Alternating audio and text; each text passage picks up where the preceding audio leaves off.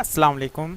WordPress के एक नए ट्यूटोरियल के साथ मैं हाज़िर हूँ और आज मेरे पास एक डोमेन है utmc.com.pk। इसके ऊपर वर्डप्रेस इंस्टॉल है।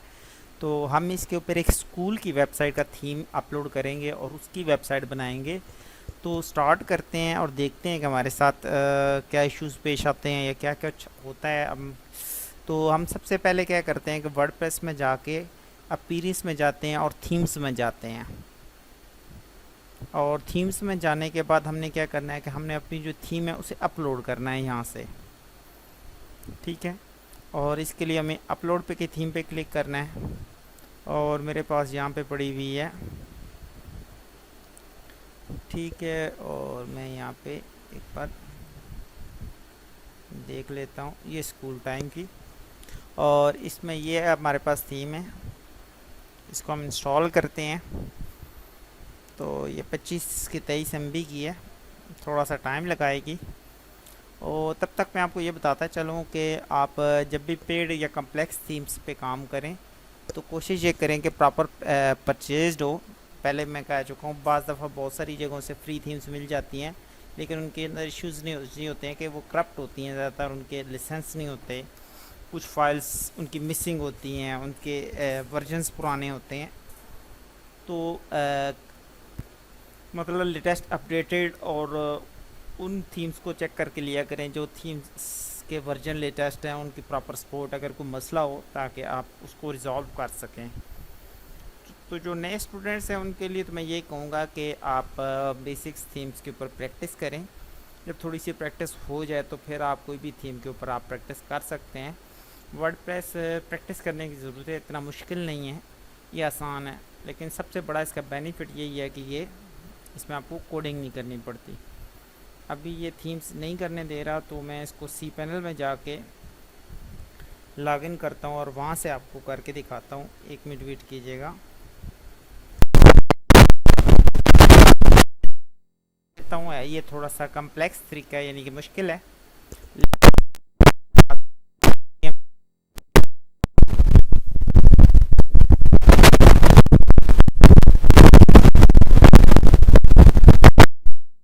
तो हमने यहाँ पे थीम का नाम लिखना है, जो ऑलरेडी स्कूल का थीम का नेम है, स्कूल टाइम के नाम से। और स्कूल टाइम, अब हमने क्या करना,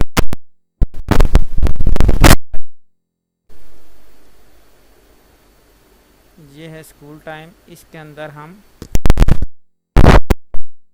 हैं। और अभी मैं आपको दिखाता हूँ, ये ऑटोमेटिकली इस जगह आ जाएगी। ये सी पैनल से तरीका है, उसकी रीज़न ये है कि इसका साइज़ ज़्यादा था, इस वजह से इसने प्रॉब्लम की है। अदरवाइज़ थीम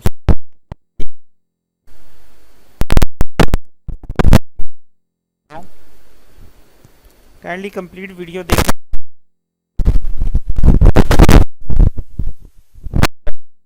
डिज़ाइन कर सकते हैं। तो आई थिंक ये कंप्लीट, ये ग्रीन होगी तो कंप्लीट हो जाएगी। फिर हमें जस्ट एक्सट्रैक्ट करना होगा वर्डप्रेस। वेट कर लें थोड़ा सा।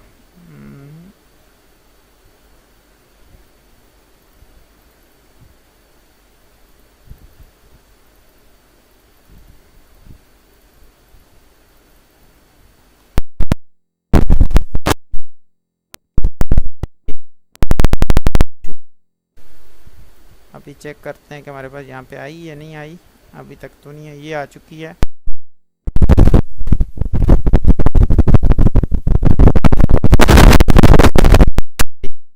होगी तो बस इसको सिलेक्ट करना है और फिर हमने इसको यहीं से पकड़ के किसी फोल्डर से ड्रैग कर देना है स्कूल टाइम में।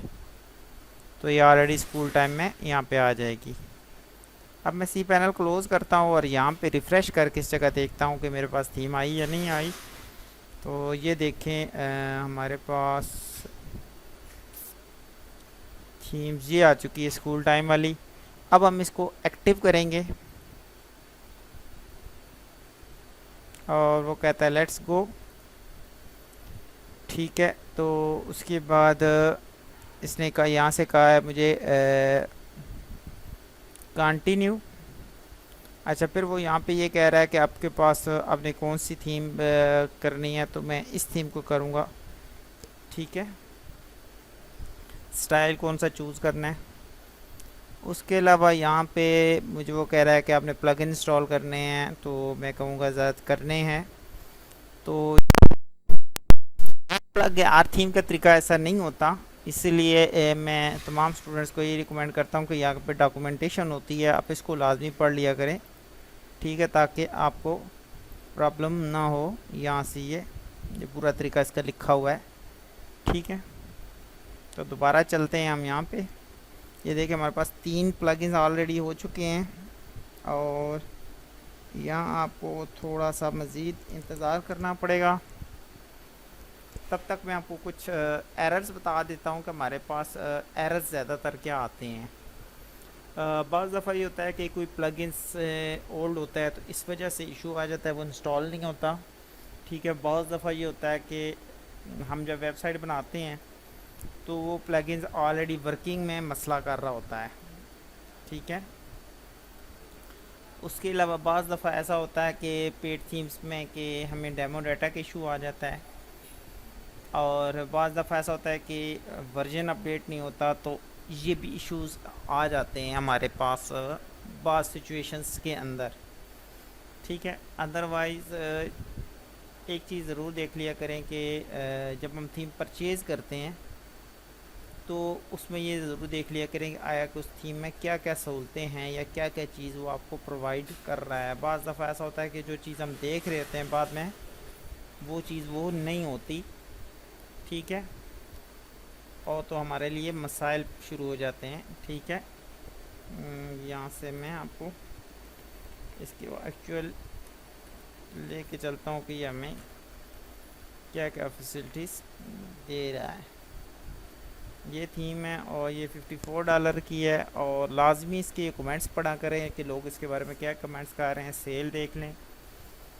ठीक है, और ये इसके लेआउट्स, और यहाँ से आप ये देख सकते हैं कि इसमें क्या कुछ शामिल है।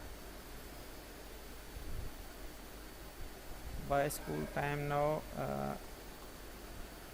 School time WordPress. ठीक है, ये बाहर के लोगों ने इसको यूज़ किया हुआ। लेटेस्ट इसका वर्जन ये वाला आया था चौथे महीने की 22 तारीख को। ठीक है, और अभी हमारे पास ये देखिए हमारे प्लग इन आ चुके हैं। लेकिन इवेंटों को हम लॉगिन नहीं करने वाले, तो हम इसको स्किप कर देंगे। और यहाँ से हमें क्या करना है, डिफ़ॉल्ट कंटेंट कंटिन्यू कर देते हैं। ठीक है, और ये देख लें जी, ये हमारे पास थीम आ रही है जो उनका लेआउट है। अब हम अपने की तरफ चलेंगे एक्चुअल, तो हमें पता चलेगा कि क्या है। तो इसके लिए भी आपको थोड़ा सा वेट करना पड़ेगा। डेमो डाटा हो रहा है, उसके बाद स्लाइडर है, फिर कस्टमाइजेशन है, फिर आपकी डोमेन रेडी होगी। ठीक है, तब तक मैं आपको जो हमारा लेआउट है, जिस तरह का हमने डिज़ाइन करना है, वो मैं आपको लेआउट दिखा भी देता हूँ। और ये क्रिसमस वाला ये वाला लेआउट है, इस तरह का लेआउट हमारा एक्चुअल में आना है। ये देख लें, और इसको हम डेमो को क्लोज़ करें।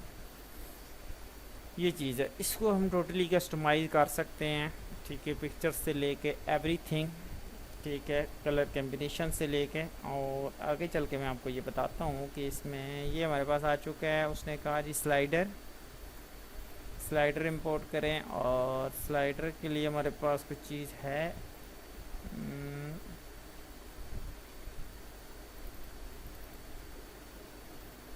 लेयर स्लाइडर, और ये ऑल स्लाइडर और मेन ऑल स्लाइडर कर देते हैं। ठीक है, और ये मेन स्लाइडर आ गया। थीम कस्टमाइजेशन स्टार्ट हो जाएगी। ठीक है, और यहाँ से हेल्प एंड सपोर्ट है, थीम फॉरेस्ट में आप जा सकते हैं। और वो कह रहा है वेबसाइट रेडी हो चुकी है, तो आप इसको रेडी करके चेक करें कि आया कि हमारे पास तो मसले मसाइल तो शुरू से ही नहीं हमारे पास आ गए। ठीक है, तो लोड होने दें। ये देखे वही चीज़ आ चुकी है जो उधर आपने देखी थी। ठीक है, कुछ चीज़ें तो हमें ऑलरेडी सेट करनी पड़ती हैं, जैसे विजेट्स वगैरह, फुटर्स वगैरह। इसका स्लाइडर भी सेट करना पड़ेगा। सबसे पहले तो हम इसका स्लाइडर सेट करते हैं। यहाँ मैं आपको बताता हूँ पेड थीमा में क्या फैसिलिटी है। सबसे बड़ी फैसिलिटी ये है कि ये देखिए थीम ऑप्शंस में जाएंगे हम। ठीक है, रिड्यूस फ्रेमवर्क, ये एक प्लगइन हमारा ऑलरेडी नहीं इंस्टॉल हुआ।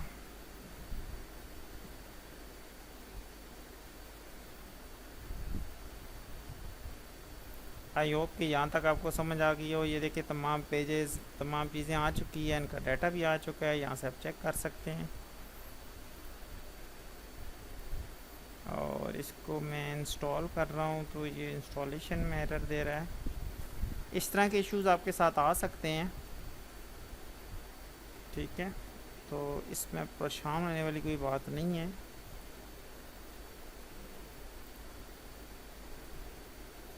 दोबारा थीम ऑप्शंस की तरफ चलते हैं तो वो ये कह रहा है कि रिड्यूस पैनल विल अपीयर, यही वाला ऑप्शन है। ये प्लगइन है जो ऑलरेडी वो रिक्वायर्ड है उसको थीम को चलाने के लिए, लेकिन ऑलरेडी एग्जिस्ट कर रहा है ये। अभी यहाँ पे जाके चेक करते हैं, ये ऑलरेडी एग्जिस्ट कर रहा है तो हमारे पास ये वर्क क्यों नहीं कर रहा, इशू क्या आ रहा है इसका।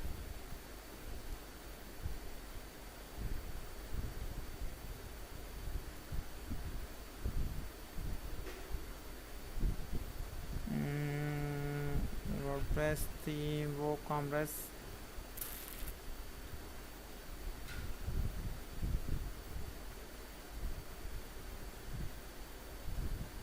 स्लाइडर आ चुका है और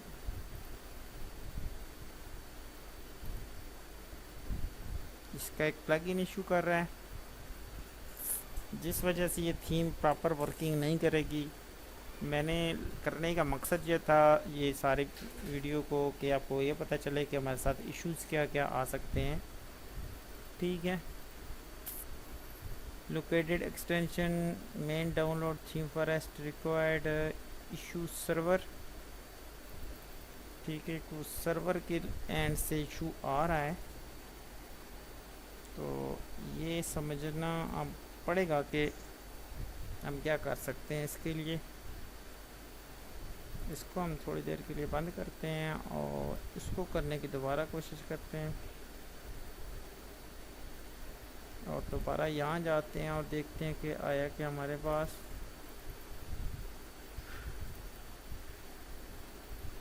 विजेट ऑप्शन तो है,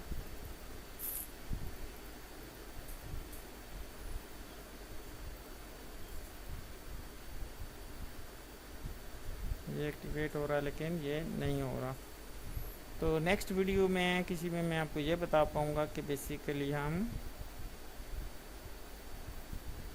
स्लाइडर है तो मैं आपको पहले पेज पे सेट करके दिखा देता हूँ। अब अगर इसकी कस्टमाइजेशन करनी पड़ेगी तो कैसे होगी ये यहाँ से चेक करते हैं। अदरवाइज़ थीम ऑप्शन इसको देना चाहिए था तो वो नहीं दे रहा। उसकी रीज़न एक ही है कि इसका एक प्लगइन गड़बड़ कर रहा है। इस तरह कुछ अशो तो पेड थीम का ये बेनिफिट होता है कि आप सपोर्ट ले सकते हैं, आप बता सकते हैं कि मेरा ये प्लगइन्स नहीं इशू रिजॉल्व हो रहा, तो वो फिर आपको कर देते हैं। देखिए इसमें सारे फंक्शंस नहीं आ रहे। ठीक है, तो यहाँ से मैं स्लाइडर आपको अलबत्ता सेट करके दिखा देता हूँ। ठीक है,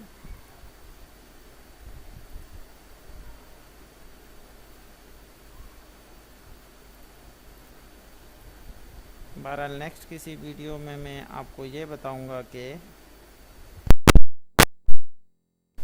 अब इसका स्लाइडर भी इशू कर रहा है, क्योंकि ये भी ऑलरेडी मैंने एक जगह से फ्री थीम ली थी। तो मैं आपको रिकमेंड ये करूँगा कि अगर मैं कंपनीज़ की वेबसाइट बनाता हूँ तो प्रॉपर थीम्स परचेज़ करता हूँ, अदरवाइज़ प्रॉब्लम्स आते हैं। तो यहाँ तक तो था कम्प्लेक्स थीम को इंस्टॉल कैसे करते हैं। ठीक है, एक नहीं तो दूसरे तरीके से कैसे करते हैं। ठीक है, और आई होप कि इस वीडियो को मुझे मज़ा नहीं आया। तो यहाँ तक लर्निंग जितनी हो सकती थी बेटर है। नेक्स्ट वीडियो तक मुझे इजाज़त दीजिए। अल्लाह हाफिज़।